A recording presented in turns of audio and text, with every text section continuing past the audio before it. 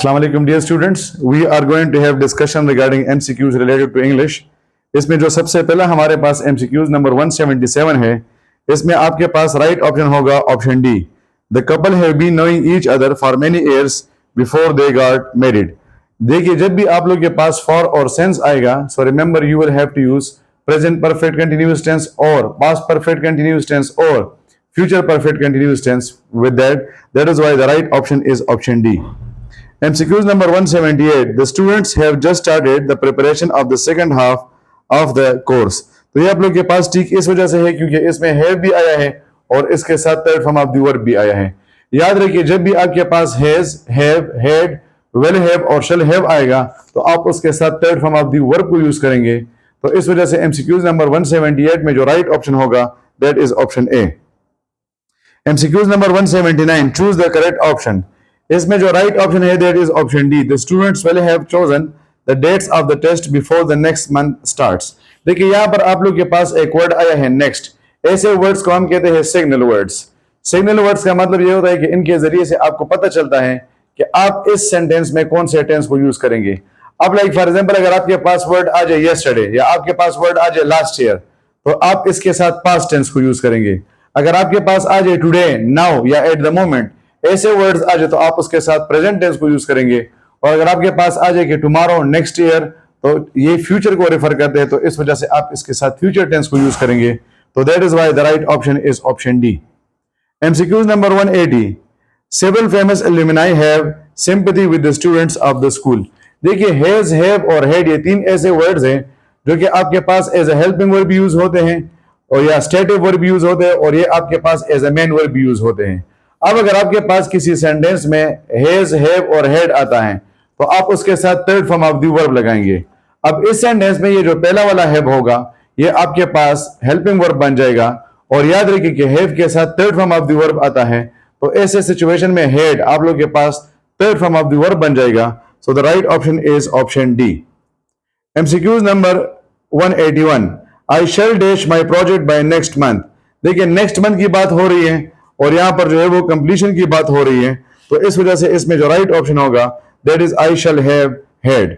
अब देखिए इसमें आपने ऑप्शन ए में लिखा है हैव तो हैव आपके पास हेल्पिंग वर्ब बन गया और दूसरा वाला हैव आपके पास first form of the verb बन गया. जबकि इसमें first form of the verb नहीं आएगा बल्कि इसमें third form of the verb आएगा. MCQs number 182. Won't he not have finished the task before we arrive?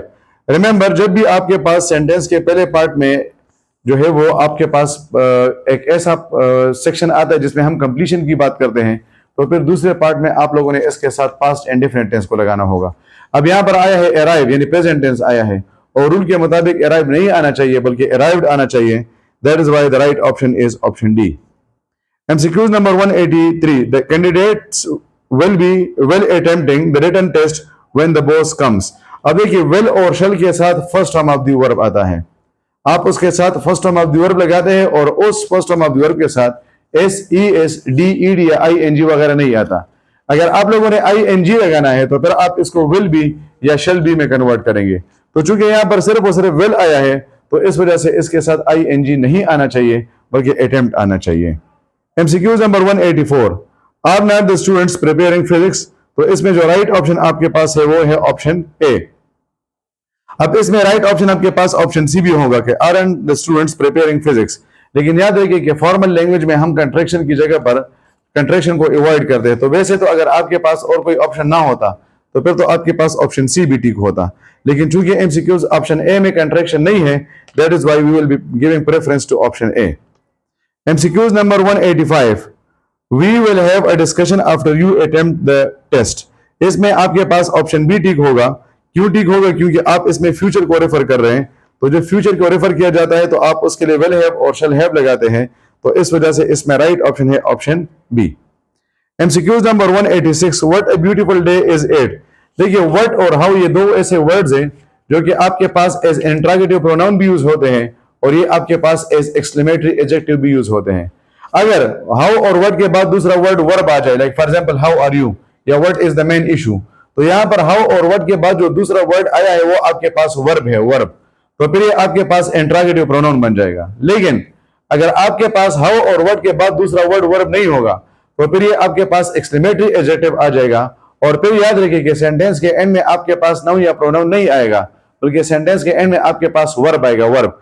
अब अगर हम इस एमसीक्यूज को देखते हैं तो ये सेंटेंस एंड होता है इट के जरिए से। इट आपके पास प्रोनाउन है, और जिस तरह हमने कहा कि वर्ड जब आपके पास एज एन एक्सक्लेमेटरी एडजेक्टिव आएगा तो फिर इसके एंड में प्रोनाउन नहीं आएगा, बल्कि इसके प्रोनाउन में इज आएगा, वर्ब आएगा। तो what a beautiful day it is होना चाहिए। दूसरा पॉइंट इसमें क्या गलती है कि यहां पर क्वेश्चन मार्क आया है, क्वेश्चन मार्क नहीं आएगा, बल्कि यहां पर साइन ऑफ एक्सक्लेमेशन आएगा। MCQs number 187, identify the tense. The world has many interesting round portions. The world has, देखिए अगर हैज और हैव आया और उसके साथ third form of the verb आया है तो ये सेंटेंस प्रेजेंट परफेक्ट टेंस में होगा। और अगर आपके पास हैज और हैव आया और इसके साथ दूसरा कोई भी वर्ब मौजूद नहीं है तो फिर ये प्रेजेंट इंडेफिनिट टेंस में होगा, और सिंपल प्रेजेंट इंडेफिनिट टेंस को हम सिंपल प्रेजेंट टेंस भी कहते हैं। तो इस वजह से इसमें जो राइट ऑप्शन है that is option C, present simple. MCQs number 188, we have been busy in tenses. अगर आपके पास हैज बीन और हैव बीन आया और उसके साथ आईएनजी फॉर्म ऑफ वर्ब आया है, हैज बीन और हैव बीन के साथ अगर आईएनजी फॉर्म ऑफ वर्ब आया है तो फिर ये आपके पास प्रेजेंट परफेक्ट कंटीन्यूअस टेंस होगा।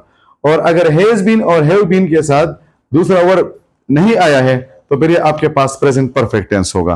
That is why the right option is option ए।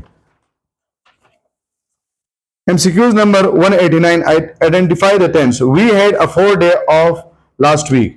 अगर हैड आया हैड और इसके साथ दूसरा वर्ब मौजूद है, यानी third form of the verb आया है, तो फिर ये पास्ट परफेक्ट टेंस होगा।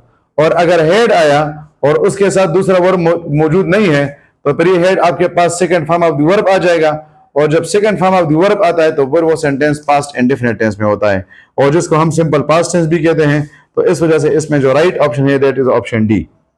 MCQs number 190, the students will have learn tenses by next week.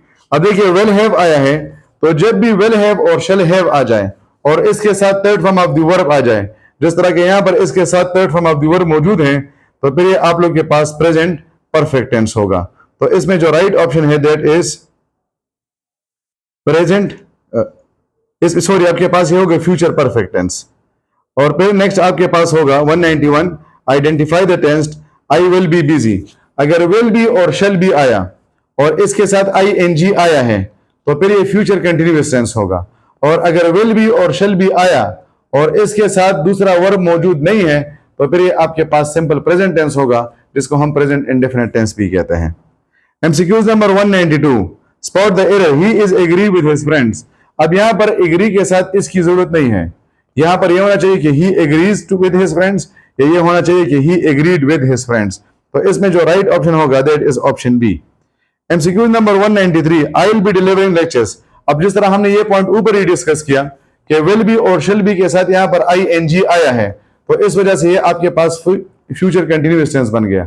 अगर इस विल बी और शिल बी के साथ दूसरा वर्ब ना होता तो फिर ये आपके पास फ्यूचर इंडेफिनिट टेंस होता।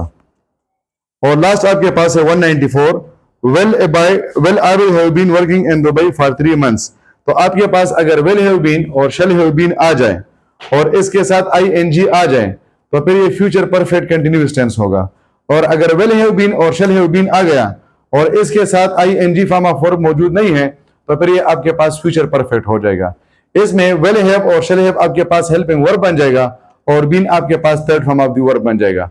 तो जब भी विल हैव और शैल हैव के साथ third form of the verb आता है तो फिर वो फ्यूचर परफेक्ट टेंस होता है। और अगर विल हैव बीन और शैल हैव बीन के साथ आईएनजी आता है तो फिर ये आपके पास क्या होगा, फ्यूचर परफेक्ट कंटिन्यूअस टेंस होगा। Hopefully all your confusions have been solved. अल्लाह हाफिज।